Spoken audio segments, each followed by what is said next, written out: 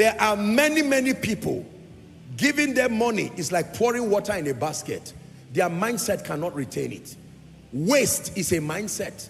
Riotous living is a mindset. Spending more than you earn is a mindset. The appetite for a fake life is a mindset. Majoring on minors and minoring on majors is a mindset. Carelessly giving birth without planning is a mindset. Oh yeah, it's a mindset.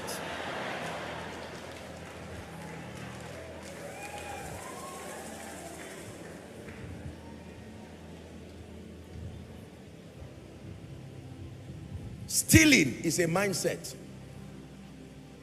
Becoming addicted to borrowing is a mindset. There are people today earning 3 or 5 times the money. Are we together? They are 3 or 5 times wealthier than those they borrow from. A senior executive can be borrowing from entry-level staff. Please, can you help me? And they are wondering, sir, but are you, they say, well, just borrow me. I can't discuss with you. Well, there are many things around my life. There are people like that.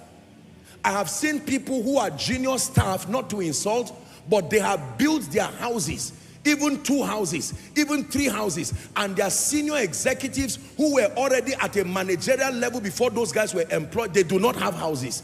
They retire with all due respect, and there's no house. There are politicians who lived in millions, billions, flew private jets, priority living around the world, but they finish their tenure or lose election. That's when they realize, I have no house. I was living in a hotel, paying for thousands of dollars for 8 years, 7 years, priority living. Mindsets.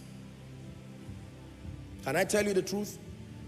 If your mindset locks the key of your destiny, that destiny remains locked. If your mindset opens the key of your destiny, that destiny is opened. And then the behaviors. You see that now? Teaching financial principles to someone who does not believe it. Teaching financial principles to a lazy person.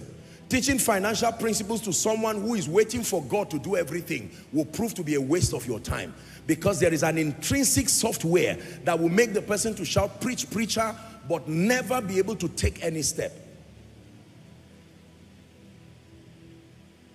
You're my glory, the lifter up of my head. You're my glory, you're the lifter up of my head. You're my glory, the lifter up of my head. Now, like I've taught you, just like poverty, abundance is also tripartite. There is the power to get wealth. There is the mentality that brings wealth. Are we together? And then there are the actions, economic actions, productivity actions that bring wealth. If you want to be wealthy, you must respect these tripartite dimensions. There is the spirit, the spiritual component to wealth and abundance. And don't let anyone tell you there are people who don't love God. They may not love God, but for sure there are spirits assisting them. I can tell you that for free. In the world of wealth, in the world of real wealth, beyond a certain threshold, it's impossible to journey there alone. There must be a spirit that assists you. Either through your fraternity with occult groups. Are we together?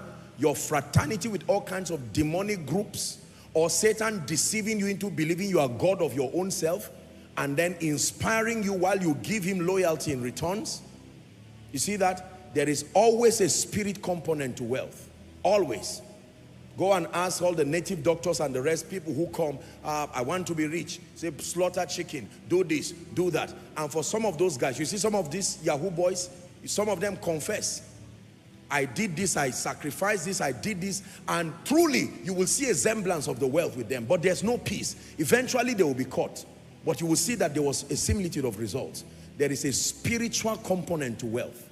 Number 2, there is a mentality that brings wealth and abundance. Dignity, patience, discipline, integrity, the law of process.